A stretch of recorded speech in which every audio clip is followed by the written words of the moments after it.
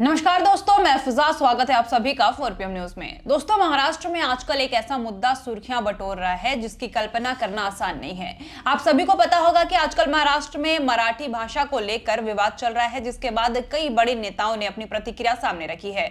और इसी के साथ साथ महाराष्ट्र कांग्रेस के वरिष्ठ नेता हुसैन दलवाई ने हाल ही में कई मुद्दों पर अपनी राय रखी है। उन्होंने पश्चिम बंगाल के चुनाव, महाराष्ट्र सरकार के नियमों और चुनाव आयोग से जुड़े मामलों पर खुलकर बात की है। सबसे पहले उन्होंने महाराष्ट्र सरकार से एक खास मांग की है। उन्होंने कहा कि सरकार को टैक्सी और ऑटो ड्राइवरों के लिए मराठी भाषा से जुड़े नियमों को ठीक से जांच करनी चाहिए। उनका मानना है कि इस नियम को सही तरीके से लागू किया जाना जरूरी है ताकि किसी के साथ अन्याय ना हो और सभी लोग नियमों को ठीक से समझ सके। वहीं पश्चिम बंगाल के मामलों में भी उन्होंने अपनी प्रतिक्रिया दी है। तृणमूल कांग्रेस यानी कि टीएमसी ने चुनाव आयोग के खिलाफ सुप्रीम कोर्ट में याचिका दायर की। इस याचिका में कहा गया है कि राज्य के कर्मचारियों को वोटों की गिनती की निगरानी से बाहर रखना गलत है। इस पर हुसैन दलवाई ने कहा कि पहले ऐसा कभी नहीं होता था। जब भी चुनाव होते थे तो राज्य के ही अधिकारी वोटों की गिनती और निगरानी का काम करते थे। उन्होंने कहा कि इस बार जो बदलाव किया गया है वो ठीक नहीं लगता। कांग्रेस नेता ने यह भी कहा कि पश्चिम बंगाल में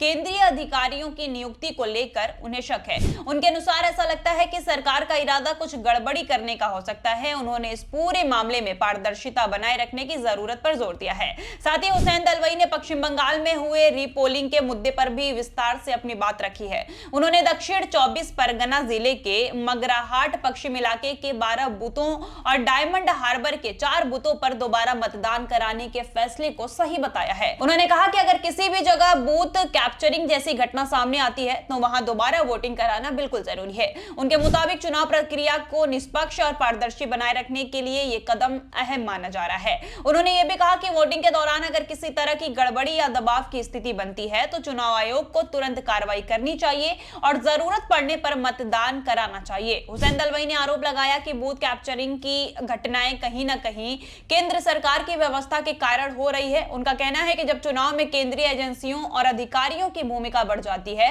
तो ऐसी शिकायतें सामने आती है जिससे चुनाव की निष्पक्षता पर सवाल उठते हैं। उन्होंने जोर देकर कहा कि लोकतंत्र में चुनाव सबसे जरूरी प्रक्रिया है और इस पूरी प्रक्रिया पे निष्पक्ष, पारदर्शी और डर मुक्त माहौल में कराया जाना चाहिए। अगर कहीं भी गड़बड़ी होती है तो उसे सुधारने के लिए तुरंत कदम उठाना जरूरी है ताकि जनता का भरोसा चुनाव व्यवस्था पर बना रहे। दोस्तों, आज सत्ता की आंखों में आंखें डालकर पत्रकारिता करना मुश्किल हो गया है। हमारे 4PM नेशनल यूट्यूब और फेसबुक चैनल को, जिसे आपका प्यार और विश्वास हमेशा से मिलता रहा है, उसे बंद करके सरकार ने ये साबित कर दिया है कि वो आपके सवालों से कितना डरती है। मुश्किल दौर है, लेकिन हम न रुके थे और न ही रुकेंगे। हम सच के लिए हमेशा लड़ते रहेंगे।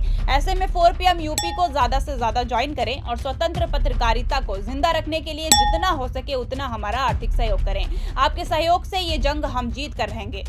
वहीं दोस्तों, आपको बता दें कि उनके इस बयान में चुनाव आयोग पर भी सवाल उठ रहे हैं। दलवाई ने पश्चिम बंगाल विधानसभा चुनाव को लेकर एक बार फिर गंभीर सवाल उठा दिए हैं। उन्होंने चुनाव प्रक्रिया में गड़बड़ी होने की आशंका जताते हुए चुनाव आयोग पर घपलेबाजी का आरोप लगाया है। हुसैन दलवाई का कहना है कि इस बार चुनाव के दौरान जो व्यवस्थाएं की गई है वो पहले की तुलना में अलग और संदिग्ध लगती है। उन्होंने कहा कि चुनाव हमेशा निष्पक्ष और पारदर्शी तरीके से होने चाहिए, लेकिन मौजूदा हालात में कई फैसलों पर सवाल खड़े हो रहे हैं। उनके मुताबिक अगर चुनाव आयोग पर ही लोगों का भरोसा कमजोर होगा तो लोकतंत्र पर भी असर पड़ेगा। इसके अलावा उन्होंने पश्चिम बंगाल की मुख्यमंत्री ममता बनर्जी के स्ट्रांग रूम की निगरानी को लेकर भी अपनी प्रतिक्रिया सामने रखी है। उन्होंने कहा कि स्ट्रांग रूम, जहां वोटिंग के बाद ईवीएम मशीनें रखी जाती है, उसकी सुरक्षा और निगरानी बहुत अहम होती है, लेकिन इस बार जिस तरीके से निगरानी की जा रही है उसे लेकर भी शक पैदा हो रहा है। दलवाई ने कहा कि पहले स्ट्रांग रूम की निगरानी में स्थानीय प्रशासन और राज्य के अधिकारियों की बड़ी भूमिका होती थी, जिससे पारदर्शिता बनी रहती थी, लेकिन अब केंद्रीय एजेंसियों की ज्यादा मौजूदगी से सवाल उठ रहे हैं कि कहीं कुछ तो गड़बड़ है। उन्होंने जोर देकर कहा कि चुनाव प्रक्रिया में पूरी पारदर्शिता और निष्पक्षता जरूरी है ताकि जनता का भरोसा बना रहे और किसी भी तरह के विवाद की स्थिति पैदा न हो। आपको बता दें कि उन्होंने इलाहाबाद हाईकोर्ट के एक फैसले से लेकर महाराष्ट्र में भाषा से जुड़े नियमों तक पर खुलकर बातचीत सामने रखी है। पहले उन्होंने सार्वजनिक जगहों पर नमाज पढ़ने को लेकर इलाहाबाद हाईकोर्ट के फैसलों पर प्रतिक्रिया दी है। उन्होंने कहा कि अगर हर समय और हर जगह सार्वजनिक स्थानों पर नमाज पढ़ी जाएगी तो ये ठीक नहीं है।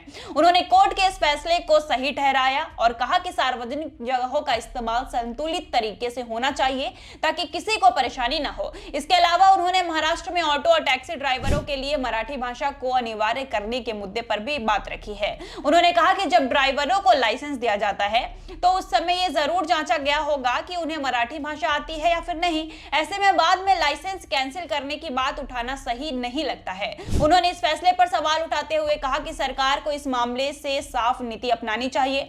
हुसैन दलवाई ने आगे कहा कि मुंबई में बड़ी संख्या में मराठी भाषी लोग रहते हैं जिनमें से कई लोगों को हिंदी नहीं आती, इसलिए ड्राइवरों को कम से कम इतनी मराठी जरूर आनी चाहिए कि वो यात्रियों से सामान्य बातचीत कर सके और उनकी जरूरत समझ सके।